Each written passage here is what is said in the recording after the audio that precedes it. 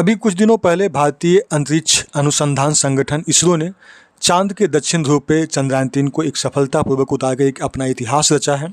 और इस वजह से काफ़ी जो इसरो का टीम है और भारत के लोग हैं काफ़ी उत्साहित हैं। और इसी का अगला प्रोजेक्ट जो है शनिवार को आदित्य L1 मिशन को लॉन्च किया गया।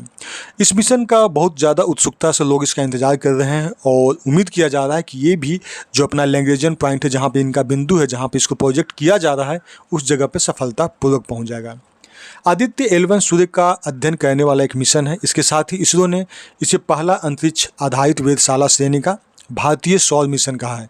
अंतरिक्षयान को सूर्य पृथ्वी प्रणाली, जो पृथ्वी और सोलर सिस्टम यानी सूर्य और पृथ्वी सिस्टम के एक लैग्रेंजियन पॉइंट होता है, जहाँ पे दो बिंदु के बीच में एक ऐसा बिंदु होता है जहाँ पे दोनों का जो ग्रेविटेशनल फोर्स है वो बैलेंस कर देता है। यहाँ पर वहाँ पे एक दूसरे को गुरुत्वाकर्षण बल को निष्प्रभावी कर देता है। अंतरिक्षयान को सूर्य पृथ्वी प्रणाली के लैग्रेंजियन बिंदु L1 के चारों ओर एक ऐसा प्रभा मंडल कक्ष है उसमें स्थापित करने की योजना है, जो पृथ्वी से लगभग 15 लाख किलोमीटर की दूरी पर रहेगा और वहाँ पर रहकर सूर्य को स्टडी करेगा। दरअसल लैग्रेंजियन बिंदु एक ऐसा बिंदु है जहाँ पर दो वस्तुओं के बीच में कार्य करने वाला जितना भी गुरुत्वाकर्षण बल होता है वो एक दूसरे को बैलेंस कर देता है, निष्प्रभावी कर देता है। इस वजह से L1 बिंदु का उपयोग किया जाता है ताकि वहाँ से स्टडी किया जा सके।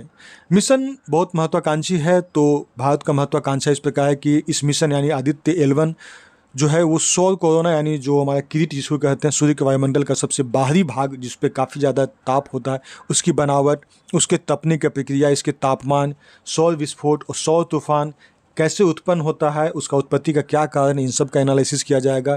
कोरोना और कोरोनल लूप प्लाज्मा एक ऐसा, इसका कैसा बनावट होता है, उसका वेग, घनत्व, कोरोना का जो चुंबकीय क्षेत्र है उसके बारे में जानेगा।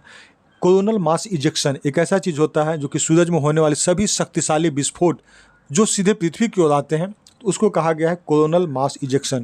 तो इसके बारे में भी कैसे उत्पत्ति होता है, कैसे इसका विकास होता है, कैसे ये आगे बढ़ता है, कैसे ये पृथ्वी तक पहुंच सकता है या कैसे और भी ग्रह को नुकसान कर सकता है। तो उसकी गति, सोलर विंड, अंतरिक्ष के मौसम, अंतरिक्ष में जो फैक्टर्स होते हैं जो मौसम को प्रभावित करते हैं, उन सब चीज़ों को भी काफ़ी डिटेल से इसको अध्ययन किया जाएगा।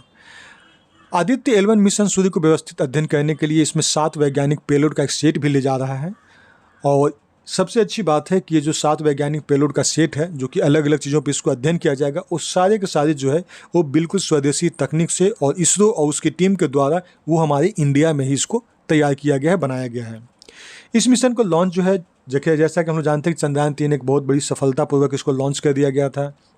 उसी समय इसके जो इसरो के प्रमुख हैं एस सोमनाथ, उन्होंने आदित्य L1 मिशन को लॉन्च करने की घोषणा की थी।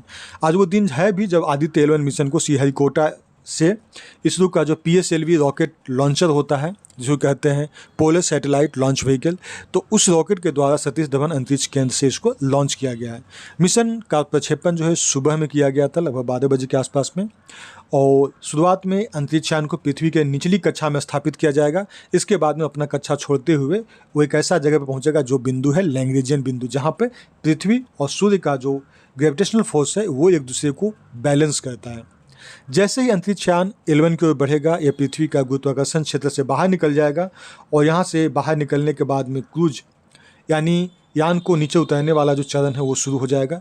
बाद में अंतरिक्षयान को L1 के चारों ओर एक बड़ी प्रभामंडल कक्ष में इसको स्थापित किया जाएगा और इस प्रकार से आदित्य L1 स्टडी के लिए अपना मिशन को सक्सेसफुली उस जगह पर स्थापित कर देगा। और इस मिशन में लगभग जो है 4 महीने का समय लगने की संभावना है।